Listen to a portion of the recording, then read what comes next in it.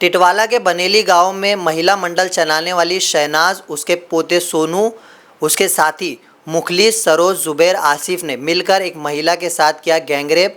Social media पर video viral करने की धमकी देकर के किया प्रताड़ित। एफआईआर टिटवाला पुलिस स्टेशन में हुई दर्ज, मगर नहीं हो रही है कानूनी कार्रवाई। देखिए कैसे टिटवाला पुलिस स्टेशन की ये लचर व्यवस्था। महिला मंडल के आड़ में बहुत गंदे काम करती है और करवाती भी है। मैं बोली मेरे को नहीं बैठने का, मेरे को बात नहीं करना है। तो इधर से जुबैर ने, इधर से मुखलिस ने मेरे गले में हाथ डाल के मेरे को सोफे पे धक्का मारे पहले, और फिर गले में हाथ डाल के बैठे। फिर उतने में आसिफ सामने से आया, बोल देखिए क्या है। मेरे को उन्होंने मेरी वीडियो बताई जिसमें मैं बिना कपड़ों की थी, और ये लोग मेरे साथ गलत हरकतें कर रहे थे वो वीडियो में। उन लोगों ने मुझे आधी वीडियो दिखाई, वो कुछ सेकंड के ही। तो वो देख के शहनाज कुछ बोली नहीं बोली। मैं रोने लगी, खाला को चिल्लाने लगी। तो फिर उसने मेरे को आके थप्पड़ मारी, गाली भी दी। मैंने भी उनको गाली दी थी। तो उन्होंने जब आके मेरे को थप्पड़ और लात मारी थी। मैं बोली खाला ये क्या है। तो बोले ये लोग जो बोल रहे हैं ना वो कर, ये लोग पोस्ट नहीं करेंगे, तो भरोसा रख, तेरे को पैसा भी मिलेगा, तेरे को सब कुछ मिलेगा, बोले तो टेंशन मत ले, वरना इनका सुनेंगी नहीं तो घर वाले तो तेरे है नहीं, बोले तेरे आदमी से भी हाथ धो के बैठेंगी और घर से भी। बोले फिर मेरे को बोला गया क्या ये वीडियो भी पोस्ट करेंगे, तेरे आदमी को मारेंगे, तेरे को बनेली में रहने नहीं देंगे हम गांव वाले, ऐसे ऐसे धमकियाँ दे आ गए। मैं बोली मैं चौकी में जाऊंगी, तो मेरे को बोले हमारी चौकी है, बोले टिटवाला चौकी हमारी है, हमसे आगे नहीं जाएंगे। ये सब कुछ हुआ। फिर उसके बाद उन लोगों ने मुझे एक एक करके बेडरूम में लेके गए और मेरे साथ ज़बरदस्ती करे। और फिर यही केस को उन्होंने दबाने के लिए लास्ट में मेरे साथ ये करे कि उनको डर लग गया कि अब ये केस करेंगी। उन्होंने उनके पोतरी को भेजे मेरे पास और मेरे ऊपर झूठा गुनाह दाखिल करने लगाए, मेरे साथ साथ और 6 जनों के ऊपर भी। क्यों? कि मैं कहीं उनके ऊपर ये गुनाह ना दाखिल कर दूँ, ये उनका जो आपके साथ हुआ है। हाँ, जो मेरे साथ सब कुछ हुआ है ये सबको बता ना दूँ, उन पे केस करना दूँ, उनको जेल जाना पड़ेगा। फिर ये डर से उन्होंने मेरे ऊपर एक झूठा गुनाह दाखिल करने लगा है। और वो एफआईआर टिटवाला पुलिस चौकी वाले ले रहे भी नहीं थे। 1 महीना लगा है उनको एफआईआर लेने में। पहले हमने डिस्पैच करे थे, उसके बाद उन्होंने एफआईआर लिया है। मुंबई टीवी, हर खबर सच के साथ। मैं हूं अफजल शेख और आप देख रहे हैं Mumbai TV. Titwala police station में कुछ लोगों के खिलाफ एफआईआर दर्ज होती है गैंगरेप की, और ये मामला गैंगरेप का उन लोगों पर दर्ज होता है जो कि समाज में इंसाफ दिलवाने का एक नाटक करते हैं। ये मामला दर्ज होता है महिला मंडल चलाने वाली शहनाज, सोनू उर्फ खलील कुरैशी, साथ में आसिफ, जुबैर, ऐसे तमाम जो इनके साथी हैं उनके ऊपर। ये मामला तब शुरू होता है जब महिला उनके संपर्क में आती है महिला मंडल के कामकाज को लेकर, और इसी कामकाज के लेकर जितने भी उसके कांटेक्ट के होते हैं शहनाज के, वो सभी के साथ में कांटेक्ट होते हुए इसी का फ़ायदा उठाकर महिला मंडल का दबाव दिखाते हुए महिला के साथ में जो है शारीरिक संबंध बना करके उनका वीडियो बनाया जाता है। हालांकि ये वीडियो की धमकी देकर के काफ़ी बार महिला को प्रताड़ित किया जाता है। हमारे साथ वो महिला है जो बताएंगी कि किस तरीके से टिटवाला परिसर में घटी ये घटना के बाद ये मामला अब न्यायिक प्रक्रिया में सिर्फ आश्वासन तक रह गया है और किस तरीके से घटना घटी है। सबसे पहले बताइए कि शहनाज के आप कांटेक्ट में कैसे आए और शहनाज है कौन? शहनाज अशरफी महिला मंडल की अध्यक्ष है और वो महिला मंडल चलाती है बनेली गांव में। अब मेरा एक चाल में झगड़ा हुआ था 2021 में, तो वो झगड़े में उसको बुलाया गया था चाल वालों ने, तो उसने हमारा मसला सॉल्व करके ली थी और मुझे सामने से ऑफ़र करी थी क्या तू हमारे महिला मंडल में ज्वाइन होएंगी क्या। तो मैं बोली खाला मेरे आदमी से मैं पूछ के बताऊंगी, बिना पूछे नहीं। तो दूसरे दिन ये क्या उन्होंने मेरे को बोले कि तेरे को पैसा भी मिलेगा और गरीब लोगों की मदद भी करे जाती है, तो आ जा।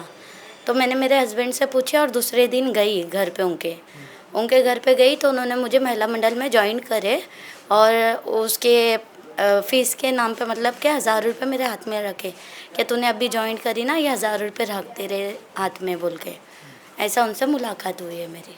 तो ये किस तरीके से फिर उसके बाद में शुरुआत हुआ? कब आपको लगा कि छेड़छाड़ के बाद जो है फिर उसके बाद मामला और बढ़ गया, और जो आपने एफआईआर में नाम डाला है शहनाज के सोनू के अलावा जैसे सरोज है, आसिफ है, जुबैर है, ऐसे कुछ नाम आपने लिखा? हाँ, सोनू है उनका पोता है, वो खलील बाबा, उसका नाम खलील कुरैशी है। आसिफ है, जुबैर मुगल है, मुखलिस कवाडी है और सरोज काजी है। ये सब बिल्डर है और एक है तो पुलिस वालों का खबरी है, ये आसिफ जो है वो पुलिस वालों का खबरी है। इनसे सोनू से पहले स्टार्ट हुआ था, सोनू उनका पोता था। उन्होंने बोले थे मेरे को क्या जीनत, अगर तू मैं कॉल ना उठाऊँ तो तू इसको कॉल करना, ये अपना महिला मंडल का सब संभालता है, जो भी है इसके हाथ में भी रहता है मेरे बात। तो मैं बोली ठीक है। नंबर हम दोनों ने एक्सचेंज करे थे। उसने कुछ जाहिर नहीं किया, नॉर्मल बात करता था, काम रहा तो कॉल करता था। लेकिन अचानक से उसको नशा करने का बहुत आदत था और बहुत ओवर नशा करता था वो। उन्हें मुझे कॉल करने लगा, मैसेज करने लगा, मैं तेरे को पसंद करता हूँ, लोगों के पास बोलने लगा मैं जीनत से शादी करने वाला हूँ। ऐसा मैं इग्नोर करने लगी, क्या खाला बोलने लगे वो पागल है, वो नशे में रहता है, उसकी बात पे ध्यान मत डाल। लेकिन 2023 में जनवरी के महीने में अचानक से खाला का मुझे फ़ोन आया, बोले जीनत घर पे आ, काम है तेरे से। मैं घर पे गई तो देखी तो शहनाज खाला भी घर पे नहीं थे, ना सिदरा, सिर्फ सोनू घर पे था। तो सोनू घर पे था, मैंने कॉल लगाई खाला को, मैं बोली किधर हो आप? तो बोले मैं पीछे की चाल में आ रही हूँ, तू रुक। मैं रुकी तो वहाँ पर वो मुझे मेरे साथ है तो मिसबिहेव करने लगा, छेड़छानी करने लगा, पीछे से पकड़ा, बहुत सी ऐसी गलत हरकतें करने लगा वो। तो मैंने उसको धक्का मार के बाहर आ गई, बाहर आई और खाला को रोते रोते फ़ोन लगाई। तो खाला आए 5-10 मिनट में रिटर्न आके मेरे को बोले तू टेंशन मत ले, मैं उसको देखती हूँ। वहाँ पर उसको गाली गलौज मारे पीटे और वो फुल नशे में था। वो वॉशरूम भी जगहों पे कर दिया था उस टाइम उसने। तो उतना हुआ, मेरे को बोले तू घर पे चले जा, तू तेरे आदमी को मत बोल। मैंने नहीं किसी को बोली थी वो बात। फिर उसके बाद सेकेंड टाइम उन्होंने मेरे को फिर फ़ोन करे थे वही महीने में, कुछ टाइम बाद। बोले किधर है? बोले मैं बोली घर पे। क्या करी? मैं बोली काम कर रही हूँ। तो बोले अपने को बाहर जाने का। मैं बोली खाला मेरा नहीं होगा आना, मैं हमजा मेरा बच्चा भी अकेला है, बाहर गए हुए मेरे हस्बैंड। तो बोले ठीक है, एक काम कर शाम के टाइम आ जाना। मैं बोली ठीक है। शायद स्पीकर पे मोबाइल था, उनने सुना था शायद, तो सीधा मेरे घर पे आया और मैं किचन में काम कर रही थी। जब भी उनने मुझे पीछे से पकड़ने की कोशिश की, मेरे साथ गलत करने की, जब भी वो नशे में था, मैंने धक्का मारी। मैंने मेरे हस्बैंड को फ़ोन लगाई और मेरे हस्बैंड के आए तक वो भाग गया। फिर मेरे हस्बैंड पुलिस चौकी मुझे लेके जा रहे थे, लेकिन मैंने बोली एक बार शहनाज खाला कान पे बात डाल दो, कल को ऐसा ना हो जाए कि वो अपने को बोले तुमने अच्छा नहीं करे करके। तो मैंने कॉल करे मेरे हस्बैंड ने, उनको बोले क्या सोनू ने ऐसा ऐसा करा खाला करके जीनत के साथ। एक बार नहीं, ये बहुत बार हो गया है, मैं अभी बर्दाश्त नहीं करूँगा। नहीं बोले बेटा तू मेरी इज़्ज़त रख, मत कर ऐसा, उसको अपन नशा मुक्ति केंद्र में डाल देंगे, वो अगली बारी से कुछ नहीं करेगा करके, ऐसा उन्होंने मुझे बताया। मेरे हस्बैंड को बोले तो मेरे हस्बैंड ने मुझे ऐसा बोले। मैंने बोली जाने दो, छोड़ो, उनकी उम्र हुई भी और उन्होंने मेरे को बेटी माने थे। बहुत अच्छा रिश्ता हो गया था हमारा उनका। मेरे मम्मी मेरे पास नहीं थे, उनका नहीं कोई नहीं था, तो उन्होंने मेरे को बेटी माने थे। तो उन्होंने मुझे ऐसा बोले तो मैंने जाने दिया। उसके एक हफ्ते के बाद उसको नशा मुक्ति केंद्र में डाले थे टिटवाला के, सोनू को। फिर वो कंटिन्यू और भरोसा उन पे बढ़ा तो उनके साथ काम करना, कैंपिंग करना, आधार कार्ड, आभा कार्ड, वोटर आईडी, फिर तुमको बोलूँ आँखों के चश्मे वगैरह के, ऐसे कैंपिंग करते करते टाइम निकल गया 2024 में। और यही काम करते करते ज़ुबैर और आसिफ मिले थे, तो उन्होंने ऐसा मतलब बताए थे कि एक बहुत बड़े बिजनेसमैन है, ये अपने महिला मंडल को सपोर्ट करते हैं, अपने को बहुत सपोर्ट करते हैं, अपने महिला मंडल को फाइनेंशियली मदद हाँ करते हैं। आगे तक लेके जाएंगे, ऐसा उन्होंने मुझे बोले थे। तो उतनी बात हुई थी और उन्होंने कॉन्टैक्ट नंबर एक्सचेंज करने लगाए थे उस टाइम। फिर उसके बाद कुछ दिन बाद मेरे को कॉल करे उन्होंने, सितंबर या अगस्त की बात है, अगस्त सितंबर की बात है 2024 की। मुझे कॉल करे जीनत बोले अपने को जाना है महिला मंडल के मीटिंग के वास्ते, तो हाईवे पे आ। बनेली गांव में एक हाईवे का काम चालू था उस टाइम, चौक पे ही है वो हाईवे। तो मैं गई चौक हाईवे के ऊपर, मैं बोल के थे, बोले रेडी होके आप ना। और आपके फ्रेंड गए थे? आप वो महिला मंडल की ही थी वो, मैं और गए थे। हम गए हाईवे पे खड़े हुए 9 बजे के टाइम। तो उतने में खाला आए, पहले गाड़ी आई, गाड़ी में खाला निकले, बोले चल, बोले जाने का। मैं बोली कहाँ? तो गाड़ी में मुखलिस बैठे हुआ था, शहनाज बैठे हुई थी, उसकी पोती, उसकी दूसरी पोती, मैं। बोले एक काम है चल करके, ऐसा मुझे बोले, ऐसा कुछ बता ही नहीं कहाँ जा रहे करके। मैं उनके साथ चली, तो जैसा कल्याण पार करते हैं वैसे ही उन्होंने मुझे बोले क्या ये अपना मुखलिस है, बहुत अच्छा बिजनेसमैन है और ये अपने महिला मंडल को सपोर्ट करता है और पैसे वगैरह में सपोर्ट करता है बोले, और अपने महिला मंडल को बहुत ऊपर तक लेके जाने वाला है वो। तो बोले उसका कुछ काम हुआ है, अपने को जाना है ढाबे पे, वो पार्टी दे रहा है। मैं उस टाइम आधा पार कर ली थी तो मैं उनको मना नहीं कर पाई, मैं उनके साथ चले गई।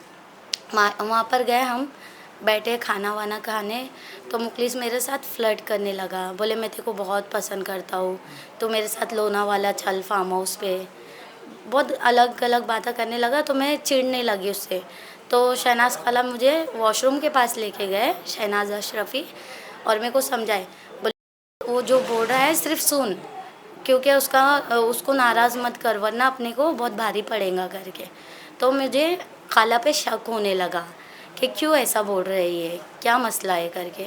फिर भी मैंने उस टाइम उसको इग्नोर करी और उनके साथ बातचीत करने लगी। फिर हम रिटर्न आके घर पे हम नॉर्मल रहे, बात फिर काम वगैरह कंटिन्यू चालू करे। फिर उन्होंने मुझे अचानक से 2 सितंबर 2024 में कॉल करे, बोले महिला मंडल की बहुत बड़ी मीटिंग है, घर पे पूरे लेडीज़ लोग आ रहे, मेरे को खाना पकाने और मेरी मदद करने आ जा। बोले बेटा मेरी मदद करने कोई नहीं। मैं बोली खाला मैं 7 बजे तक आती हूँ, तो मेरे को 7-8 बज गए थे जाए तक। तो मैं गई वहाँ पर, शहनाज खाला ने खाना वाना सब बना के रखे थे, सिर्फ सर्व करना था टेबल वेबल पे। लेकिन वहाँ कोई लेडीज़ नहीं थी महिला मंडल की, सिर्फ शहनाज खाला और मैं ही थे। फिर अचानक से मैं खाला को मैं बोली खाला मेरा सर दुख रहा है, मैं जा रही हूँ बेडरूम में, थोड़ा आराम करूँगी फिर घर पे जाऊँगी। तो बोले ठीक है जा आराम कर। तो मैं सोई गई, मुझे नींद लग गई तो मैं उठी नहीं। दूसरे दिन मैं 2 बजे उठी हूँ। 2 बजे उठी तो मेरे को उल्टी होने लगी थी, तो उन्होंने मेरे को नींबू पानी बना के दिया। बोले शायद तूने ज़्यादा काम कर लिया, कुछ बीमार वगैरह हो गई होंगी इसलिए प्रॉब्लम हो रही है करके। तो उन्होंने मुझे नींबू पानी बना के दिया, मैंने पी और घर पे चले गई।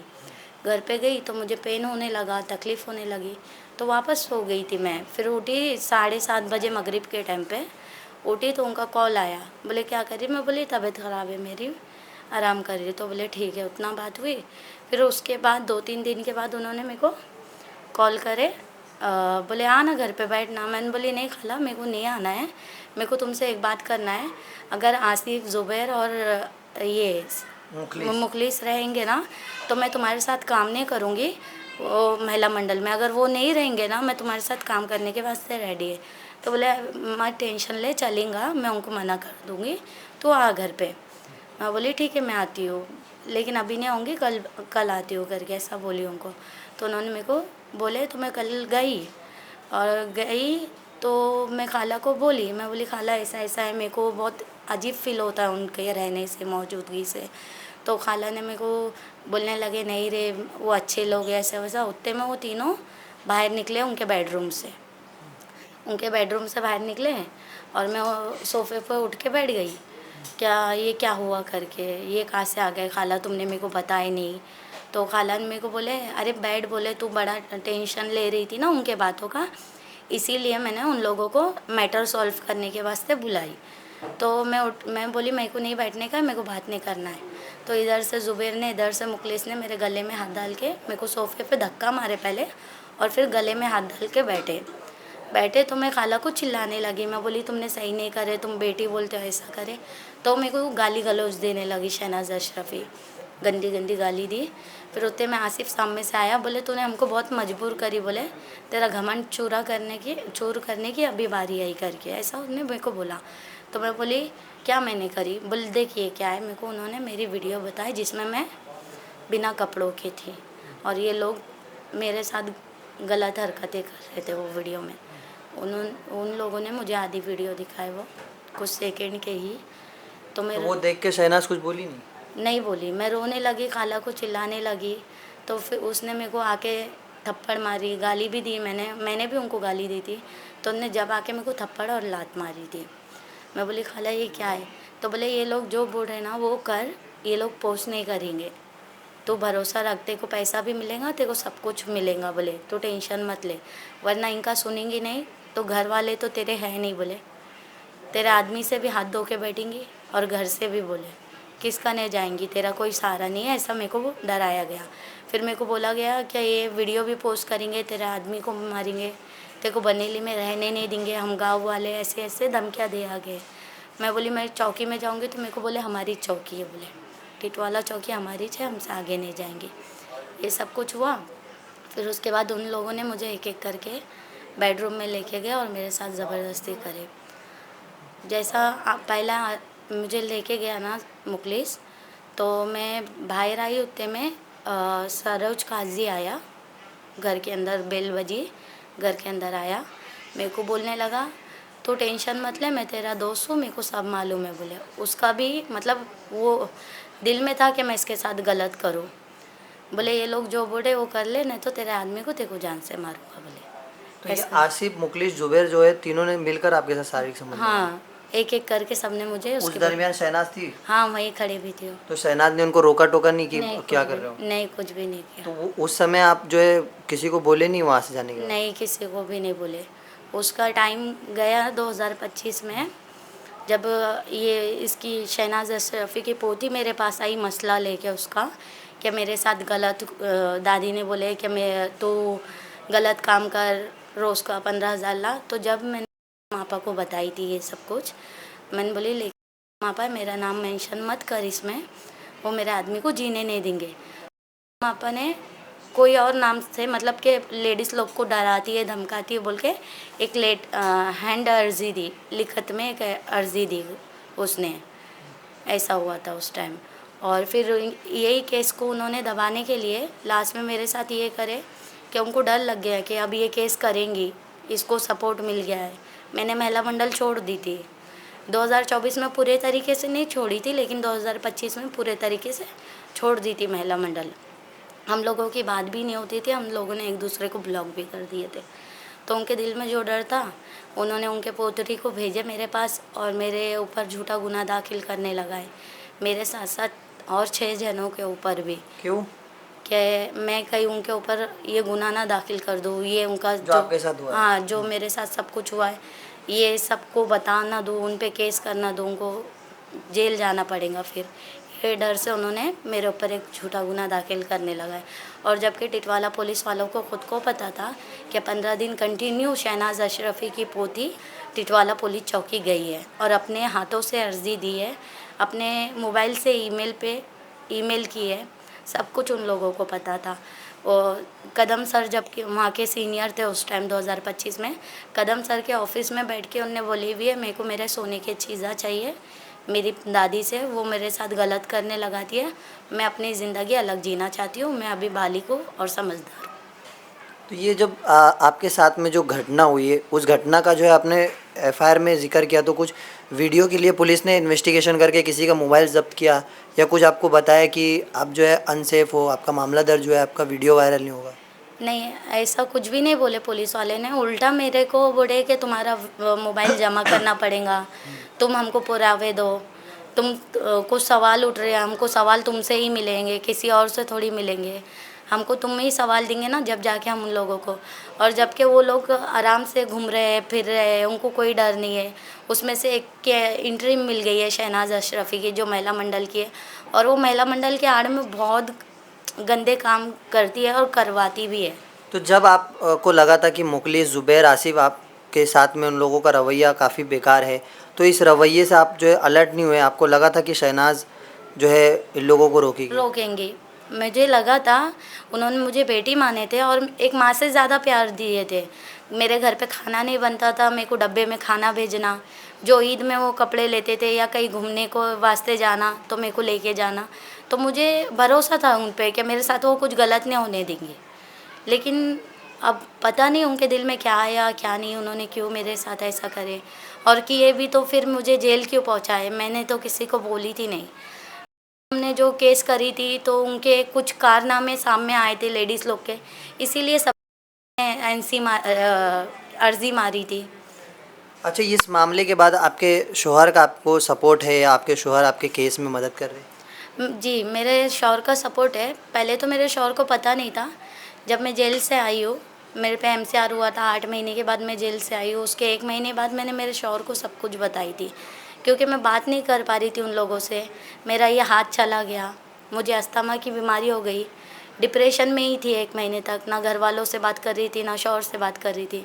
उन लोगों ने कैसा मुझे औरंगाबाद लेके जाके घुलाए, बात वगैरह करे। तो जब मैंने ये बात सबको बताना चालू करी तो मेरे शौहर ने ये बोले, जब तू बेगुनाह हो के तेरे साथ इतना जुल्म हुआ है तो अब इन लोगों ने तेरे साथ गलत करे तो इन पे भी तो कार्रवाई होना चाहिए। कानून सबके लिए है ना, एक के लिए नहीं है। तो मैं ये इसके ही चलते हुए इन लोगों पे एफआईआर दर्ज करी और वो एफआईआर टिटवाला पुलिस चौकी वाले ले रहे भी नहीं थे। 1 महीना लगा है उनको एफआईआर लेने में। पहले हमने डिस्पैच करे थे, उसके बाद उन्होंने एफआईआर लिया है। तो ये जो भी आप लोगों के आपके साथ में जिन्होंने शारीरिक संबंध बनाया था, उसके बाद में पुलिस ने कुछ इन्वेस्टिगेशन करके अभी किसी को अरेस्ट किया अभी तक? नहीं, किसी को नहीं किया है, बस मेरे को ही मतलब मैं अभी औरंगाबाद में थी तो 2 दिन पहले मुझे कॉल आया टिटवाला पुलिस चौकी से और मुझे बोला गया कि तूने सिम कार्ड के बारे में पूछा गया कि तुमने सिम कार्ड कब ले हुए और ये शहनाज अशरफी के तुमको कितने कॉल आते थे दिन में से। मैंने बोली कभी 3-4 आते थे, कभी 2 आते थे, कभी 1 आता था। मैं बोली तो बोले कंफर्म बताना, ऐसे कुछ सवाल है जो हमारे उठ रहे हैं, हमको जवाब चाहिए, तुमको टिटवाला चौकी आना पड़ेगा। और आज मैं टिटवाला चौकी जाके आई हूँ और उनके सारे सवालों के जवाब दी। मैंने भी उनसे सवाल करी, मैंने बोली उनको अरेस्ट क्यों नहीं किया जा रहा है, तो बोले प्रोसेस चल रहा है। वो 146 कुछ बोलते हैं जो जज के सामने होता है। तो आपका स्टेटमेंट? हाँ, वो नहीं लिया गया मेरा। वो मेरे को बोला गया कि हमने एप्लीकेशन दे हुए है, वो सामने से डेट मिलेंगी तो लेके जाएंगे। और ये भी बोले कि अभी तो नहीं मिलेगा, अगले महीने में डेट मिलेंगी, जब अगले महीने में हम तुमको कोर्ट में लेके जाएंगे जैसे। अच्छा, इतना संवेदनशील मामला हो गया है, लेकिन उसके बावजूद आपको लग रहा है पुलिस आपका सहयोग क्यों नहीं कर रही है, या क्या वजह है जो टिटवाला पुलिस आगे आपके मामले में इन्वेस्टिगेशन सही नहीं कर रही? शहनाज अशरफी महिला मंडल के आड़ में बहुत सारे काम करती है, उसकी पुलिस वालों से अच्छी दोस्ती है। आसिफ ईरानी है जो, वो पुलिस वालों का खबरी है। मुखलिस जुबैर जो है वो बड़े बिल्डर है, बहुत बड़े गांव वाले वो। तो सबका लेन देन पुलिस से चलता है? पुलिस से चलता है। उनकी बैठक उठक टिटवाला पुलिस चौकी में थी। उनके चावल में कुछ मसला होता था तो वो लोग तुरंत चले जाते थे। तो यानी इसका मतलब फिर पुलिस के लिए वो एक अच्छे, उनके हिसाब से कमर्शियल लोग? हाँ, रिलेशन उनका अच्छा है, इसीलिए आपको लग रहा है कार्रवाई नहीं हो रही? कार्रवाई नहीं हो रही है। और तो आपकी मांग क्या, आप फिर आपको लग रहा है कि टिटवाला पुलिस स्टेशन में एफआईआर हुई मगर कानूनी तरीके से सही नहीं हो रहा है, सिर्फ एफआईआर हो गई है, क्या लग रहा है कि आपको इंसाफ कहाँ मिलेगा, इस मामले पर क्या जांच होनी चाहिए? मेरी सिर्फ मांग इतनी है कि मेरा केस ट्रांसफ़र करा जाए या फिर मेरा केस सीबीआई वगैरह को दिया जाए।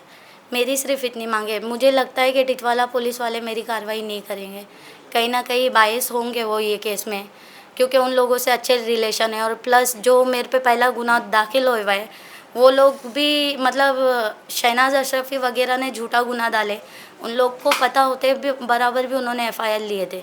उनका यही है कि हम उनके सपोर्ट से है तो वो हमारा साथ नहीं देंगे, ना हमको इंसाफ दिलाएंगे। अच्छा, ये पूरा जो घटना हुआ है वो शहनाज के घर पर हुआ है, तो आपके केस में कोई प्राइम विटनेस या कुछ एविडेंस जो आपको लगता है कि आपके सबसे बड़ा स्ट्रॉन्ग है आपके केस में?